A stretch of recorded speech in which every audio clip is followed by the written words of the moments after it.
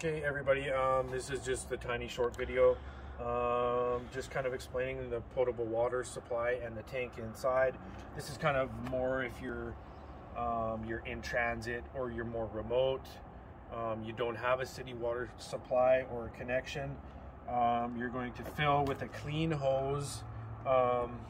You'll fill the tank to whatever level suits you. If you're going to be going remote, you're going to obviously want to fill it up.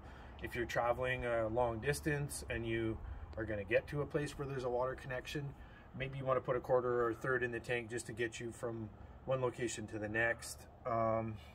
Use this clean hose or use a clean hose. This is potable water, so this will supply your shower, your sinks, everything in the RV. Ensure when you're done filling to whichever level you choose that the cap is in place. It will keep debris out of there. We'll come inside, we'll go back to our level indication for fresh water, and that will tell you where that tank level is at. Fresh water, check where the level is. Whatever requirements you need or whatever water amounts you need, fill to that level. Obviously, if you're traveling a long distance, the lighter you are, the better it is for fuel economy, so keep that in mind as well. But yeah, that covers the portion for potable water.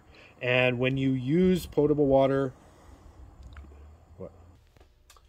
okay, for this portion, we are going to cover the water heater.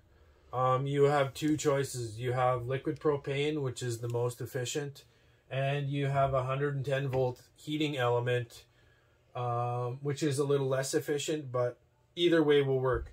If you're plugged into offshore power or you are running the generator, you use a 110 volt heating element.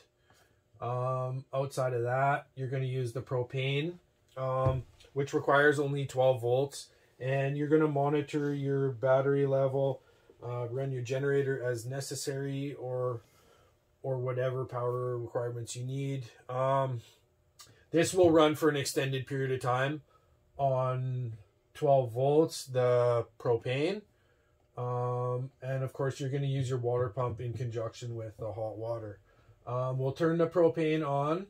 You'll hear it ignite. It's kind of outside of this front bench seat. You're going to hear it ignite. You give it a few seconds, it'll click a few times, and you'll hear the burner go.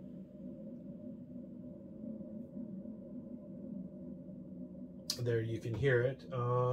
It will take, you know, you're going to wait 5 or 10 minutes till that tank warms up, and then you can turn your water pump on, once again at these RV main controls, and test for your hot water.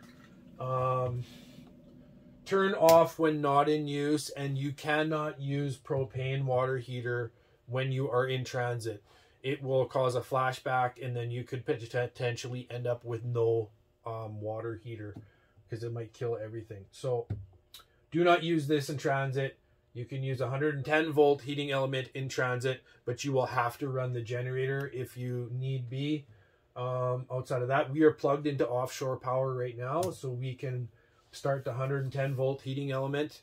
Just turn it on. Once again, use your water pump in conjunction with that, and you'll have to wait for that water to warm up.